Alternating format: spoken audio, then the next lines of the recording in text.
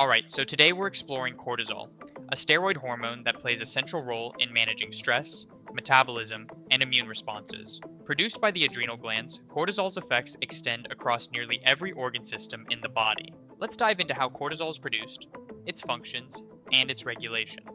The adrenal glands are located above each kidney and have two main parts: the inner medulla, which produces catecholamines like adrenaline, the outer cortex, which is subdivided into three zones, each producing specific hormones: the zona glomerulosa, which secretes mineralocorticoids like aldosterone, the zona fasciculata, which produces glucocorticoids like cortisol, the zona reticularis, which secretes androgens like testosterone.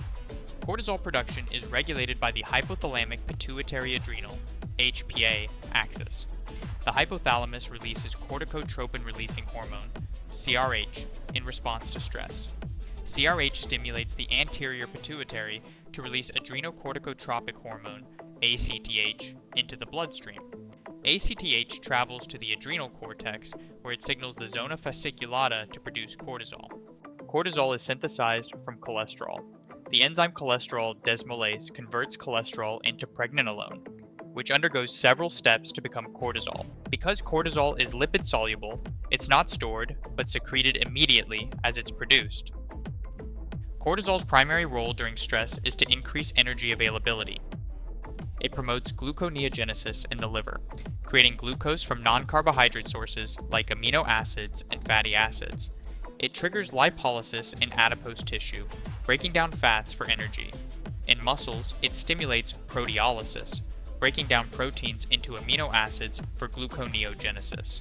Think of cortisol as the body's glucose generator, ensuring enough energy is available during stress. Cortisol promotes an overall anti-inflammatory state by inhibiting the production of prostaglandins and leukotrienes, which are key mediators of inflammation, suppressing interleukin-2 production, reducing white blood cell activity.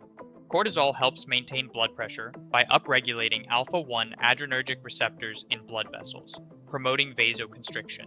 This ensures adequate blood flow to vital organs during stress. In the brain, cortisol enhances mental alertness and memory of emotional events, inhibits retrieval of stored long-term memories. This explains why stressful experiences are often vividly remembered. Cortisol decreases bone formation by inhibiting osteoblast activity, reducing calcium absorption in the gut, suppressing type I collagen production. It also inhibits fibroblasts, leading to poor wound healing. In some tissues, like the kidneys and colon, cortisol is converted into its inactive form, cortisone, by the enzyme 11B hydroxysteroid dehydrogenase 2. This creates a cortisol reservoir that can be activated later. Other tissues, like adipose tissue and the liver, convert cortisone back into cortisol using the enzyme 11B hydroxysteroid dehydrogenase 1. This localized conversion helps regulate cortisol levels where it's needed most. Excessive consumption of licorice inhibits 11V hydroxysteroid dehydrogenase 2, preventing cortisol's inactivation and potentially leading to high blood pressure. Cortisol regulates its own secretion through negative feedback loops. It signals the hypothalamus to reduce CRH production. It directly inhibits ACTH release from the anterior pituitary. This feedback mechanism ensures cortisol levels remain balanced. Here's a practice question.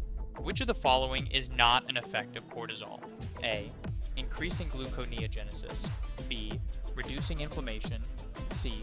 Enhancing bone formation. D. Maintaining blood pressure. Pause the video to think it over. The correct answer is C. Enhancing bone formation. Cortisol actually decreases bone formation by inhibiting osteoblast activity and collagen production. To recap, cortisol is a steroid hormone produced by the zona fasciculata of the adrenal cortex. Its key effects include increasing blood glucose through gluconeogenesis, lipolysis, and proteolysis, reducing inflammation and suppressing the immune response, maintaining blood pressure through vascular effects, affecting the brain by enhancing memory and alertness. While cortisol is essential during stress, its prolonged elevation can have negative effects on bone health, wound healing, and metabolism. Ready to test your knowledge of cortisol and other hormones? Visit kotc.me for interactive tools, practice questions, and detailed explanations. Thanks for watching, and see you next time.